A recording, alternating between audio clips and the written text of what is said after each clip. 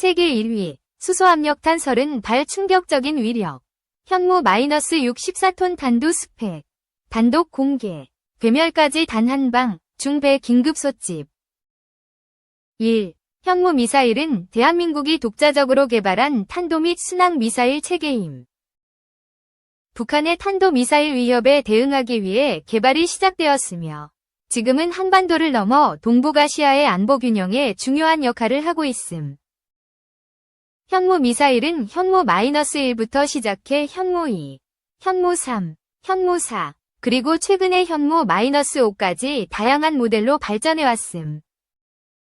2. 현무 시리즈의 주요 모델.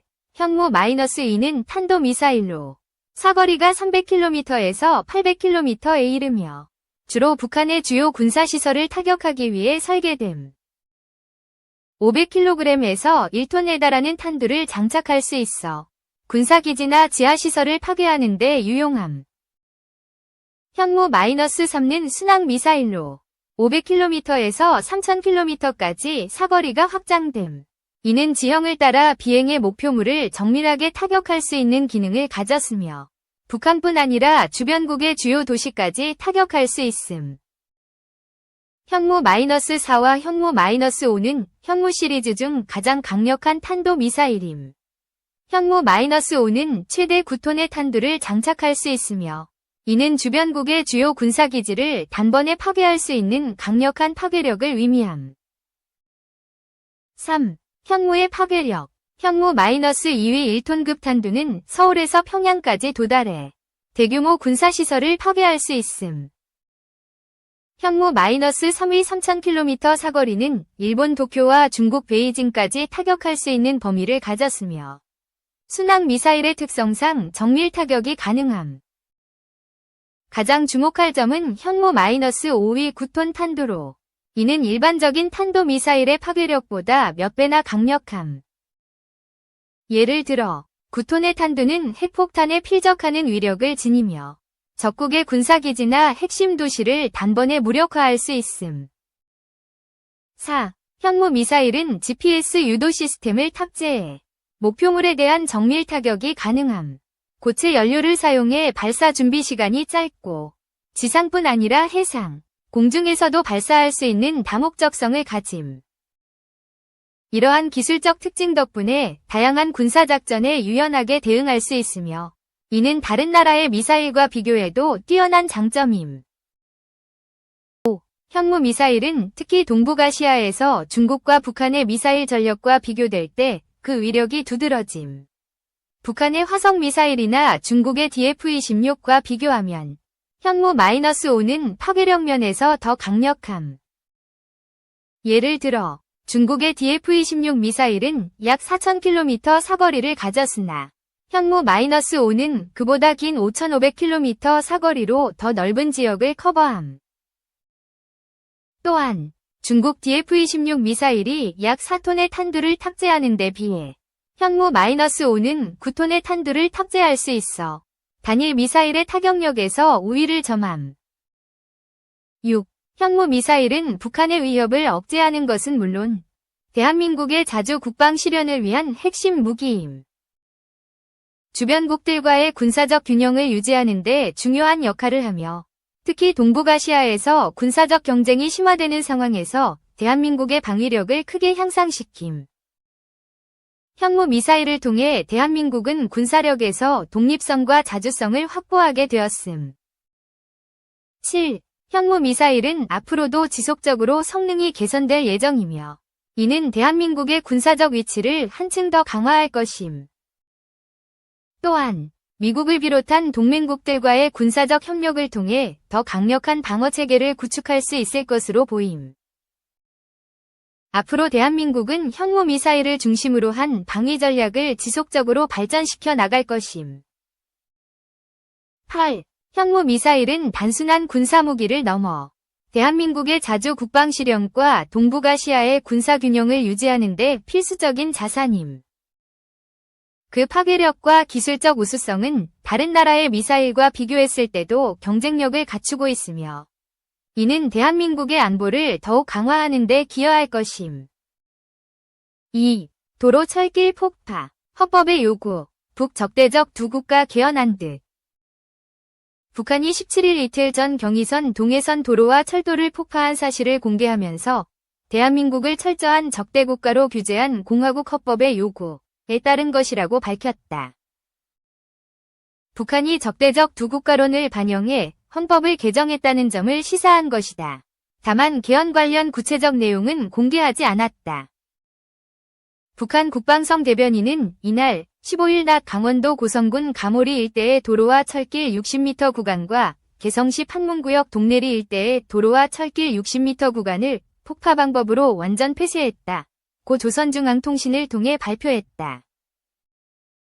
앞서 한국군 당국은 북한이 비무장지대 내 남북을 잇는 경의선 동해선 도로와 동해선 철도를 폭파했다고 밝혔는데 북한은 경의선 철도도 폭파했다고 발표한 것이다. 이 내용은 북한 주민들이 보는 노동신문 일면에도 실렸다. 통신은 이번 폭파를 두고 적대 세력들의 엄중한 정치 군사적 도발 책동으로 심각한 안보 환경이 조성된 데 따른 필연적이며 합법적 조치라고 주장했다. 정치 군사적 도발 책동은 북한이 지난 11일 주장한 한국 무인기 평양 침투 사건을 일컫는 것으로 보인다. 통신은 또 다른 이유로 대한민국을 철저한 적대국가로 규제한 공화국 헌법의 요구도 들었다.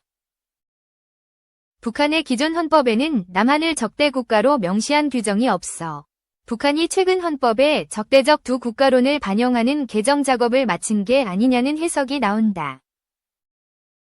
북한 매체는 지난 7에서 8일 최고인민회의에서 개헌이 이뤄졌다고 보도했지만 김정은 국무위원장이 지난 1월 지시한 통일조항 삭제와 영토조항 신설 여부 등은 공개하지 않았다.